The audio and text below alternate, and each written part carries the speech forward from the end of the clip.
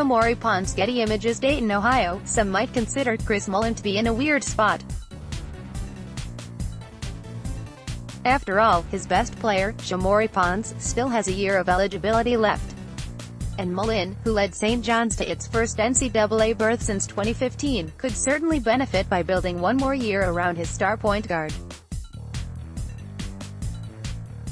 But Mullin is also a veteran of the NBA, as a player and an executive.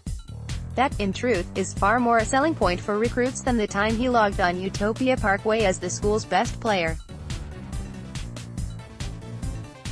He also happens to be fond of Ponds, and if leaving a year of eligibility on the table makes the most sense for Ponds' pro career, he's on board with that too.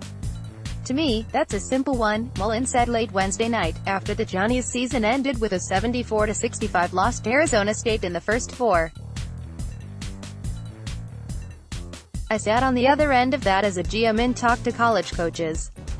It's really where he stacks up with the NBA. It's got nothing to do with me. The good thing is, I know all the GMs and most all the owners.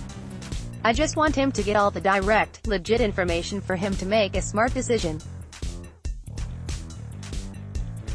But as far as me, like I said, when a kid's ready, I'm all in. He needs to go, if it's going to be the right decision for him. Here's the thing, though. The information Mullin gleans is almost certain to point to a harsh truth. Ponds is, at best, a late first-rounder. More likely, he will be taken in the middle of the second round. Now, worst case, Ponds will still be able to make a fine living at basketball for a good, long while, even if he doesn't stick in the NBA right away.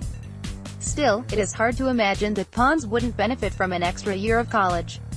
In just about every way imaginable. You never know, you could get a team that falls in love with him. That happens, one NBA scout who has seen Ponds play 8 or 9 times in person said Thursday. But to me he's a second-round guy. Get a two-way, play in the G League, hope you hit with the right team after that. If I was advising the kid, I'd say he has nothing to lose and everything to gain by waiting. Earlier in the month, Ponds' father, Sean, told the Post's Zach Braziller, it'll be a definite decision after the season is over, meaning Ponds will not do as he did last year, allow the NBA to evaluate him but not hire an agent, which allowed him to return for his junior season. We're doing one thing or the other. A different NBA scout than the one who talked to me told Braziller, I don't think he's done enough to make himself a no-brainer to get drafted. Mullin, of course, is an invaluable asset to Ponds here, and if his recon yields a different verdict, it only makes sense for Ponds to follow. But if it doesn't, or if it feels like draft night will be a crapshoot, why not give yourself another year? Too often in these cases momentum takes over, and it almost feels like he would lose face if he changes his mind.